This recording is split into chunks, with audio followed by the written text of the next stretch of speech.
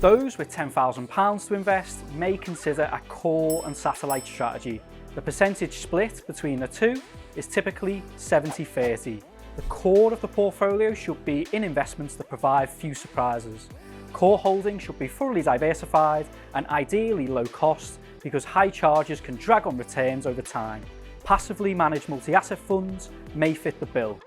Free passive funds endorsed by Interactive Investor's Quick Start range, which is aimed at beginner investors, are Vanguard Life Strategy 80% equity, Life Strategy 60% equity, and Life Strategy 20% equity.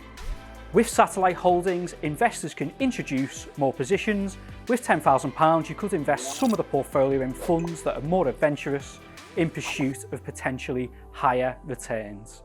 Given that with £10,000, you'll not have many fund holdings, it may be best to stick to highly diversified funds that invest in an adventurous manner, such as smaller companies and funds that invest in the emerging markets region. The core satellite approach, it's not for everyone. Some beginners may find that a single core investment suits their aims better.